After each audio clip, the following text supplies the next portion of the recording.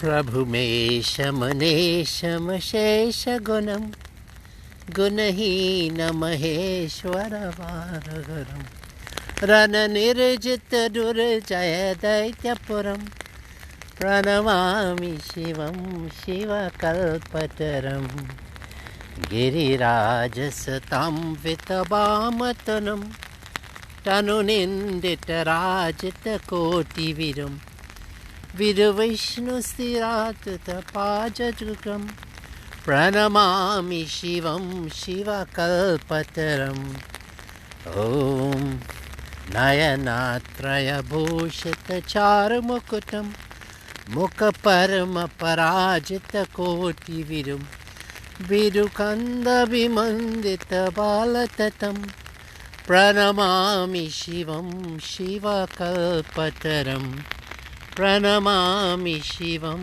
शिवकल्पतरम् ॐ नमः शिवाय ॐ नमः शिवाय ॐ नमः शिवाय प्रभु नमः शिवाय ॐ नमः शिवाय प्रभु नमः शिवाय ॐ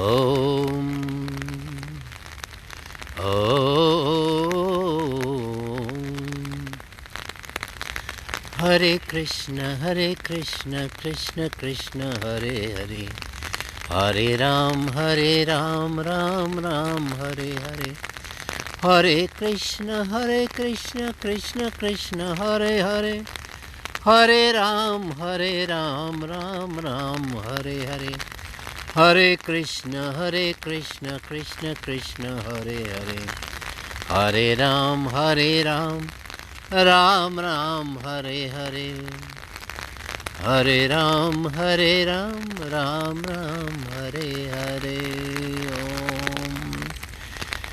ॐ सर्वमङ्गलमाङ्गल्ये शिवे सर्वार्थसाधिके शरणे त्र्यम्बके गौरी नारायणी नमोस्तुते सृष्टिस्थितिविनाशानं शक्तिभूते सनातनी गुणश्रये गुणमाये नारायणी नमोस्तुते नारायणी नमोस्तुते Oh, welcome again this morning, and it's very rainy here in New York, last day of the year, and we want to celebrate it outside. You know, the weather should not be a deterrent. I can remember growing up as a little child in the farm. We'll go to school when the rain is falling and we'll get all wet up. We protect our books sometimes in the flooding, and you walk through the waters. And then I can remember milking the cows, which is a little far away from the house, and you have to go in the rain. And you milk them very early morning. You get wet. And then also in the farms also we go, and the whole day you have to take care of the farm. And you try to protect yourself with a cloth, but you get wet. And you eat in the rain. I went on pilgrimages in India where you be going and it's cold and the rain is falling. Kedarnath, Badrinath, I remember that 2 trips. And the mudslide coming down from the high up in the mountains and blocking up the road. And you have to put your bag on your head, and then you take your slippers off and you run through the mud, and then you go. So when we want to do something, nothing should be a deterrent. And this is what Krishna Bhagwan was saying, that heat or cold, pleasure or pain, we have to keep steady. Imagine what we're seeing here is just a change of the sun is out, but Earth atmosphere is covered by clouds here in Jamaica, Queens, New York, USA. So and we're here in this mandir, this beautiful mandir, and I always like to be here. It doesn't matter whether it's sunny day or it's freezing cold or snow and sleet or rain. it doesn't matter. Because why? Because I'm aware of the situation. And you also, I know in India it can get very cold, those who are in India and certain parts of the world. But when it can be cold, you bear it, and when it's hot, you bear it also. So this change of temperature, it's not something. And we've seen changes in 2020, and now it's coming to an end. And then we have to learn from it. And the biggest lesson that we have to learn is that the Lord is asking us. Before he was doing that also, Krishna Bhagwan came, Swami Parameshananda came, the Buddha, the Christ, and all these great souls, Lord Shiva, these all souls, they all at some point in time, and all times, they're within themselves. That's why we call them God. They don't have to go outside. Swami Parameshananda would have said, what are real assets? Self-confidence, self-reliance, self-respect. That when these three things are operating, they're from out inside. And we use them when it's necessary all the time, and we stay within the confines of those parameters. So with that being said, let us not look back at 2020 and say it was a bad year. It was a transformative year, and we'll be continue with it with this COVID, as you know, and then we have to make the best about it. Think about it, that we don't have a choice but to go inside, and we must have that patience, fortitude, and endurance. These are our sources of strength. Because why? We want to go to that place of moksha and liberation. It would be a sin for any one of us or all of us to not utilize this human body for the betterment. Are we contented with the pleasures that we were used to and we're not getting it now? The socialization, the going on vacation, the going out in restaurants. Well, these are nice things, but when we don't have it available, we should not feel bad. And then we shall have that strength. Our people are getting depression, and over there, many have, they don't know how to deal with it. But we listening, and you're listening to me, we're getting the answers that we have to deal with it the right way. Don't look for an alternative. This is what we have in our presence, and we have to utilize what we have.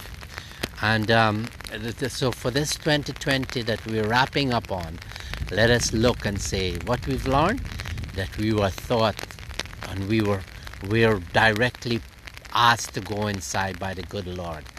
Nothing happens without him. And so whatever is happening to us individually and collectively, let us not think it's a bad thing. Now we might want to make what we call resolutions for the new year.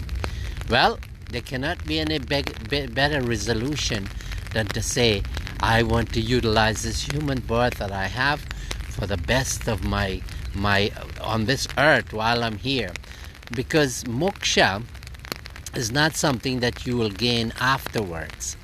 It is here, because Swami Parameshananda would have demonstrated in his life, and he would have got God realization in Bajitpur, Bangladesh. And there in our ashram, it is so evident that he would have, at the place of where he was doing his meditation, when he got this God realization, he built the mandir around it. So if you go to Bajitpur, the altar is the place of meditation where he got God realization. And then his body was put inside the mandir. There's a box there, like 3 feet high and 7 feet long and about 3 feet wide. That his body is lying 6 feet under the ground in that box in the mandir. And that has become the altar. Why did he do that? Because, number one, he wants to say this is the possibilities and this is the way we should live our life.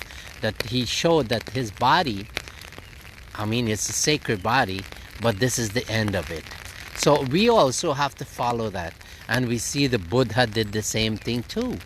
That he would have, and if you go to Bodh Gaya, that place is preserved.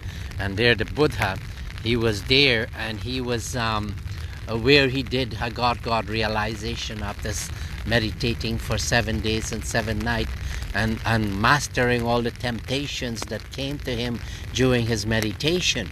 Because when you do meditation, you're purging yourself of all the temptations and the sins that you're tempted to do. And if you stay your ground, because this is your test, and he was tested the last moment by damsels, and he would have resisted it, and that's why he became a realized soul. So this year, let us get into that. Let us resist temptations. We know what they are. Swami Parameshananda would have said, what are real enemies? Laziness, procrastination, lustful senses, and passions that we have to do. These are our enemies. So we have to get rid of our enemies. Don't be lazy, but don't be too overactive. Try to lift yourself, go beyond the 3 gunas. Like this morning, you do a sadhana. Every morning you must, for this new year, say that you want to do a sadhana by doing some, whatever time is available, some yoga asanas and relaxation. And then you would have, when the energy is flowing, the chakras are opened up, and the energy will flow out from the top of your head, and it will go into earth atmosphere and then seep into space. And then you will be expanding your being to be so powerful, meaning that you will exist all over the universe and space. And I always say that this is something that the science has proven, that the universe is expanding because they see the glow. And if you take yourself, imagine that you take yourself to that place where that glow, and you are that glow, and you are causing that expansion, and you are the expansion.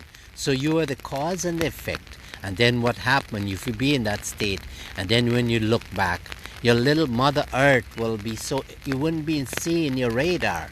So you'll be exiting, and you will expand to become that consciousness. This shall be our resolutions for the New Year's. And we don't have a choice, because COVID is here and we have to go inside. How blessed it is that if we were left alone to do this, then we wouldn't have done it. So this morning, this is a powerful message. Take it and also keep it all the time with you. Don't look to say, I want it to be what it was like. Yes, that'd be nice. But in the interim period that we don't have it, let us get used to it. And this should be a way of our life to be always inside.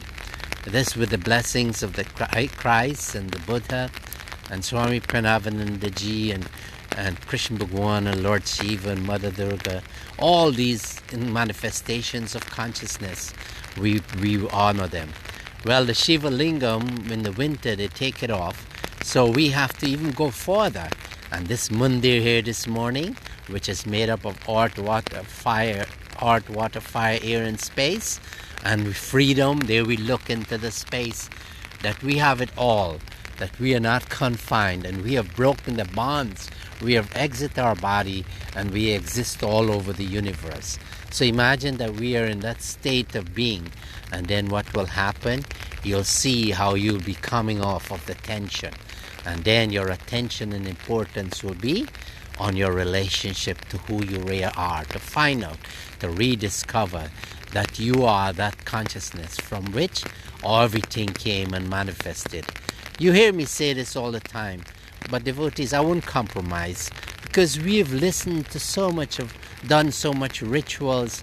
We have listened to so much kathas of our history, Bhagavatam and Ramayana, and all of these kathas that we're listening to.